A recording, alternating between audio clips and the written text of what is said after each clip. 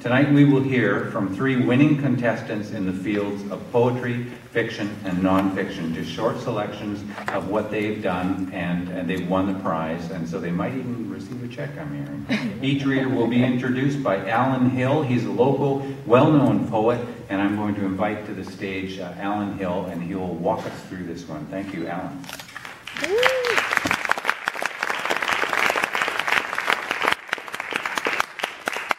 Thank you so much, it's very kind of you. And it's a great pleasure to be here tonight on behalf of Royal City Literary Society.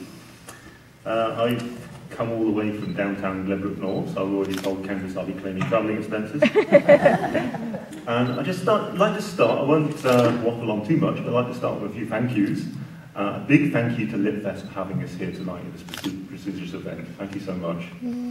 And a big thank you to all our participants. This is our first year of this competition, and I know we're overwhelmed by the quantity and the quality of all of these participants, so thank you so much. And a big thank you to our 3 judges in our 3 categories.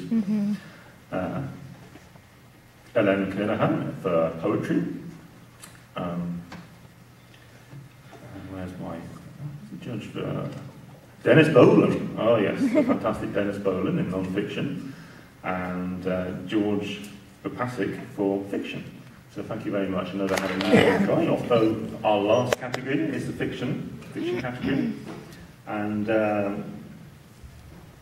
this time round, we have a New West author, and who's going to be reading a story, and there's one with a story set in New West as well. So it's a great local connection. And there's a link, kind of a link. This one has pets in it, but not junkies. Very weak link, sorry about that. So my great pleasure to introduce you to Antonia Levi with her story, Uptown Strays.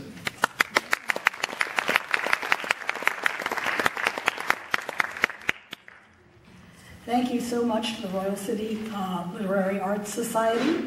This is the first contest I've ever won, so I'm very excited.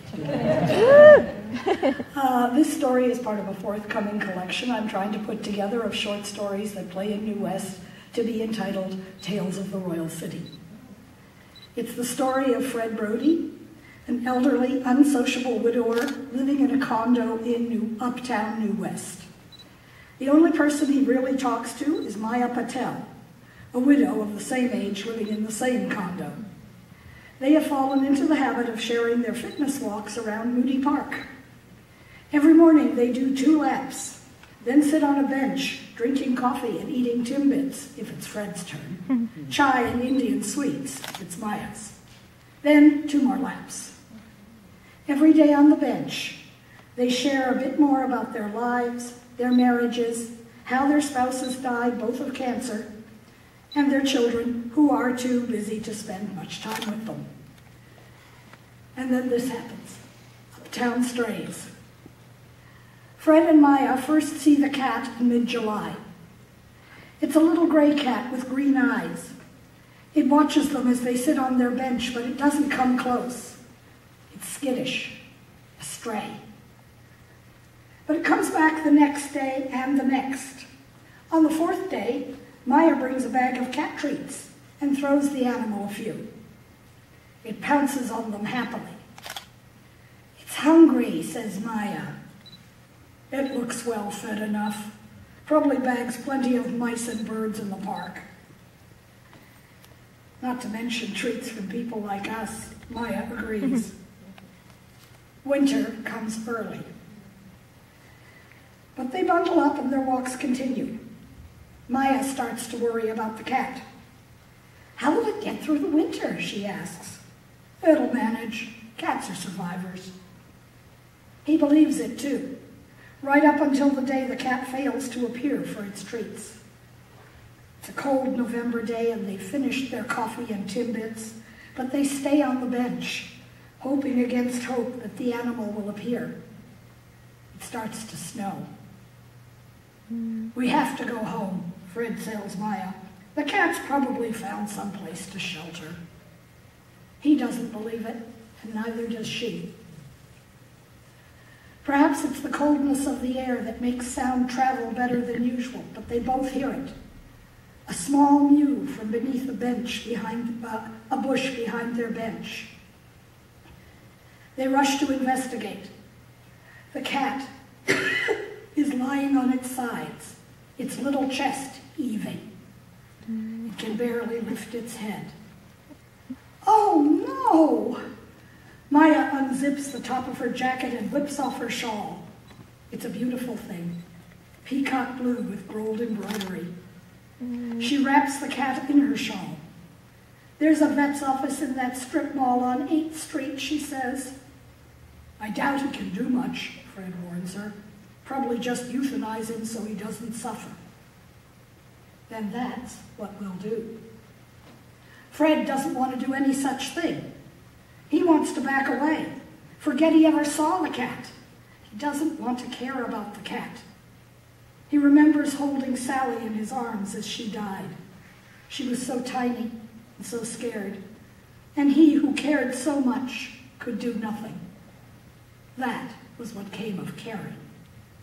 No way does he want to risk hurting like that again, and he looks at Maya, cradling the little cat in her beautiful shawl, and he knows it is already too late. He braces himself for the worst as the vet examines the cat. He's male, the vet tells them, neutered though and well cared for up until recently. He must have had a home once. How could anyone abandon a sweet little cat like this? Asks Maya. It's not necessarily their fault, says the vet. They just... He breaks off, perhaps realizing that neither Fred nor Maya is young. They both understand what he was going to say, though. They just die. At least half the population of Uptown New West is old. Fred sometimes jokes that while other places have traffic jams, Uptown New West has walker jams. Fred sneaks a peek at Maya. She doesn't use a walker, and her parents lived to ripe old ages, mostly in good health. Like him, unlike poor Sally, she comes of sturdy stock. With luck, she might outlive him instead of the other way around. He wonders if she's making the same calculation about him. Fred turns his attention back to the cat. He's in pretty bad shape, though, isn't he? Not as bad as it looks, says the vet.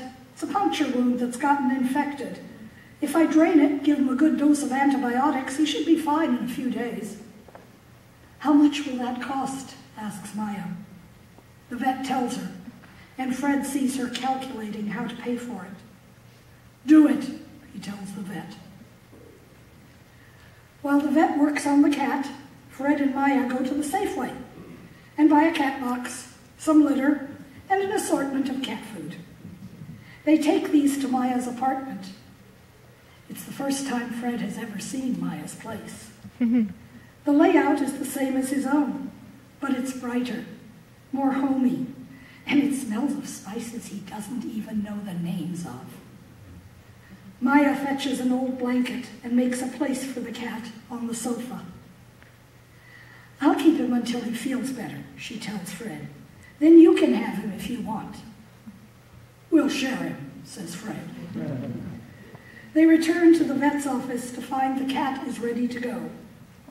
As Fred pays the bill, the receptionist calls Maya Mrs. Brody. Neither of them bothers to correct her.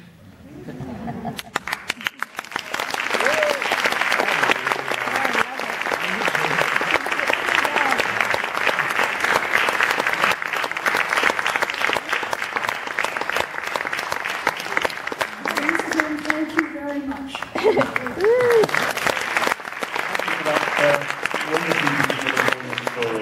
And thank you so much to everybody. Thank you so much to all our participants and you for being here tonight. And thank you to LitFest for having us here. I hope we didn't disgrace ourselves too much, and I hope we'll be back next year. So, wonderful.